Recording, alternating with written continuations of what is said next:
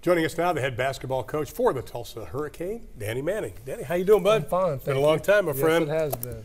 First question, the most obvious question, becoming a head coach. If I would have told you 10 years ago you'd be a head coach in Division I, would you believe me? Maybe. maybe. Depends on the day and what was going on that week. But it's been a great transition for me. Landed at a great place in Tulsa, very rich tradition. Get along great with our AD, Ross Pomerly, and just excited to usher in a new era of Tulsa basketball. Now, you became kind of a, I don't know if it was unpaid assistant at Kansas at first, or I'm not sure exactly what they called it, but then you went to the bench. Mm-hmm. And did that kind of light a bigger fire underneath you to be a head coach? I always enjoyed coaching and teaching, and you know, the more I was involved, the more I liked it. And you know, for me, starting where I started, I got a chance to see it from the ground level up, and that's very important.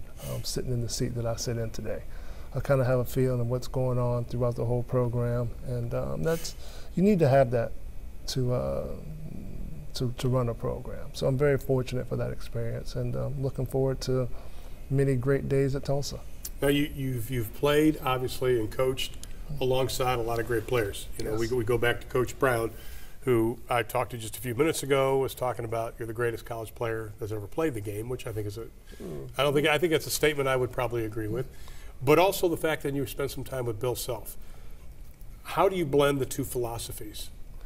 Or are they a little more similar than what we think? Oh, I think they're two different philosophies. I think Coach Brown is more of a technique and detail-oriented coach, how he breaks things down. I think Coach Self is a more of a quicker, stronger, faster, but they're similar in the sense of that they have a little bit of both. And you know, for Coach Self, his people skills, the way he relates, the relationships that he forges with young men on his team, outstanding.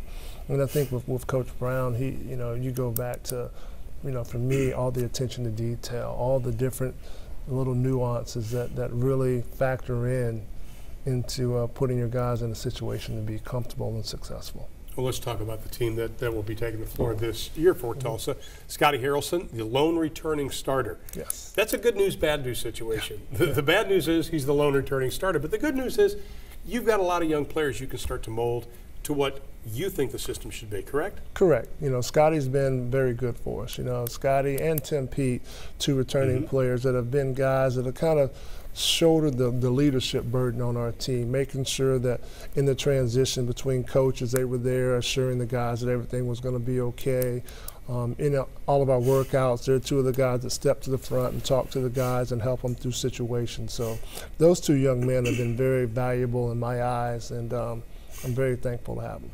You know, you talk about recruiting for Tulsa, and obviously I think people think Oklahoma, they think football, but they don't realize that Oklahoma's got a very rich basketball tradition. Players like Wayman Tisdale, obviously, out of Booker T. Washington High School up there.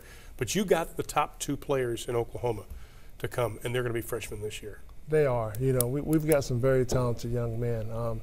Dre is about 6'8", strong, good body, and shoots the ball very well. And then James. James is just a go-getter.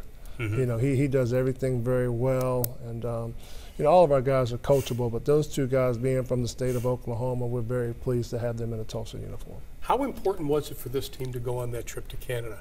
Because not only do you have time to practice and play, but you've got a bonding time with a new coach. It was great for us.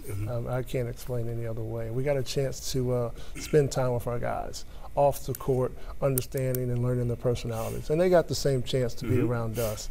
On the court, we got a chance to put in a little bit of our system. We got the skeleton in, the framework of the foundation, and now we've got to tighten it up. But that's really helped us in these fall workouts, guys kind of knowing what we want, knowing what we expect, and they get after it every day, and that's all we can ask.